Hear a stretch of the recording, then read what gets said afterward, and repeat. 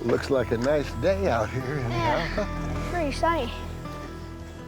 It takes a lifetime to become a master trapper like Montana's own Tom Orr. All right, climb up in there. Which is why it's a good idea to start early. I hope you're ready for this. Oh, I'm really ready. 10-year-old apprentice Hank McAfee's doing just that here at the workshop. Getting warm in here anyhow, huh? Yeah. Hank is interested in trapping and hunting and all the outdoor things. Check the fire here. It's nice and warm. He's real into learning how to do it, you know. Nice and toasty. Yeah, man. One of the things we want to, this deer skin, we want it good and dry when we scrape it. Yeah. Today I'm gonna show him how to brain tan a deer skin. I gotta finish skinning. This is what they call brain tan. It's been tanned with brains. It's soft. Soft, yep. Is that what the natives used to do? Yep, it's what the Native Americans used to do. Oh, cool. And this is, like this leather here that we did your knife sheath, that's brain tan deer skin. Yeah. And we're gonna show you how to do that. I'm really excited because he's taught me what you can do with the hide and stuff, but I've never seen the whole process, so I thought it would be really fun.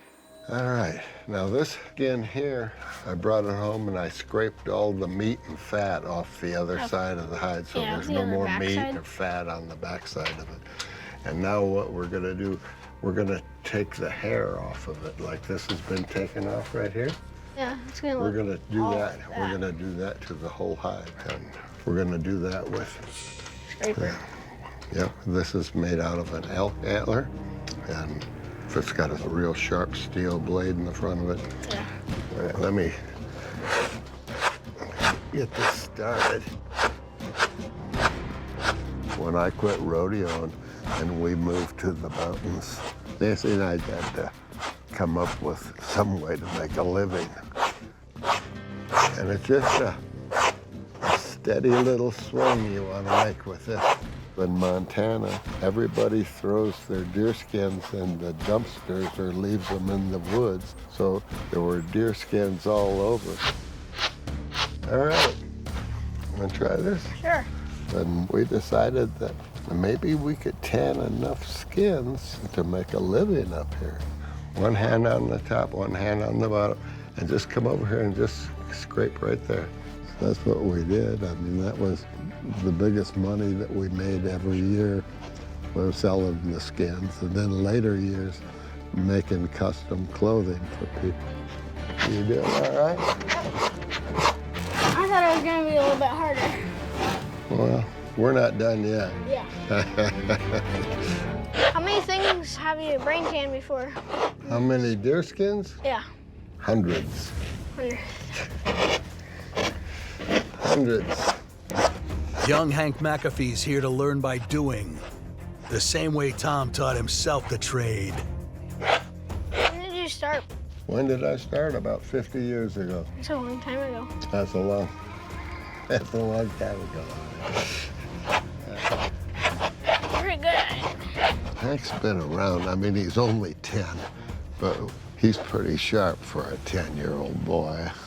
All this little white stuff on the floor here, and all this. Yeah. These are little pieces of hide scraping, and by boiling that down, it turns to glue. You can get glue out of it. It's cool. I'm real interested in passing what I know on to especially a young kid like that. You think? Whew. What a mess we've made, huh? Yeah. What's the next step? We're gonna cut it down off the frame and soak it in water. Okay, sounds good. The hide has been dried, so it's stiff and not flexible at all, so we'll take it off the frame. All right. Got her. We got her, don't we? Yep. And then we'll soak it in water. Okay, grab a hold of the neck there and re-soften the skin, so by the time it comes out of the water, it's flexible like it was when it first came off the deer, except it doesn't have any hair left on it. All right, Let's go get some lunch, huh? Back in the yak. There's no cutting corners in Tom Orr's workshop. And after the hide gets a good soak, All right, we'll take it to the fleshing block. Hank learns how to flesh it to perfection. See that? Yeah. Is that all the epidermis? That's little epidermis pieces that we missed. Well, we're getting it now. You got it. We about got this one. Now what's the next step? Brains. Remember when we did your weasel? Yeah. Remember we rubbed brains into his hide? Like dug it out and Yeah, dug them out of his skull and rubbed them into him. Well, that's kind of what we're gonna do this time, except we're gonna have a whole bunch more brains. bigger body, bigger brains. Yep. I've got a friend that raises buffalo in Salt Lake, and he always brings me brains and penises and scrotums, all the things that we need. The tanning slurry is a mix of hot water and emulsified buffalo brains, which contains enzymes and fat that break down tissues in the skin, making it soft and pliable. Let them soak in there. Yep. We're gonna take it down to the ringing pole now.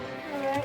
You only soak the hide in the brain water for maybe 10 minutes, and the hide is completely saturated with the brains. And then I put the hide up on a pole and roll the hide into a loop, and then put another pole through it and twist it. Oh. Try to get as much of that fluid out of the hide by wringing it. This takes a little while to get all this water all squeezed out.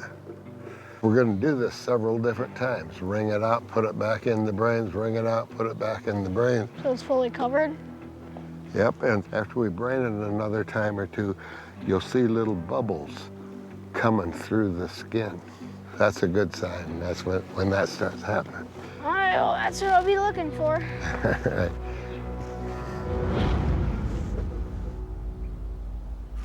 Back in Montana's Yak Valley, We'll start here with the neck on it. And this is all you gotta do.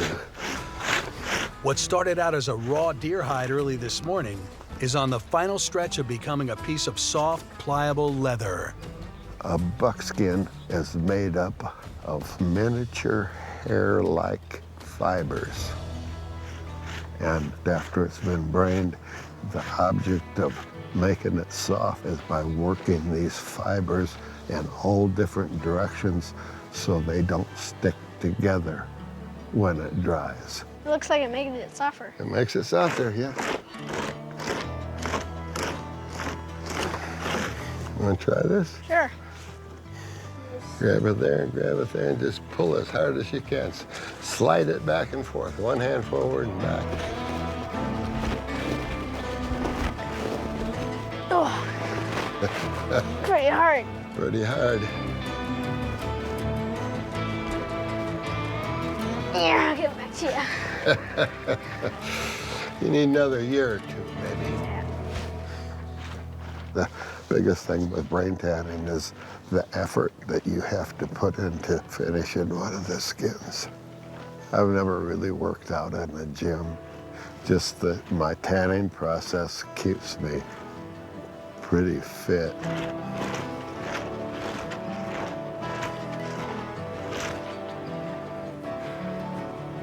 All right, there's a buckskin. Whoa.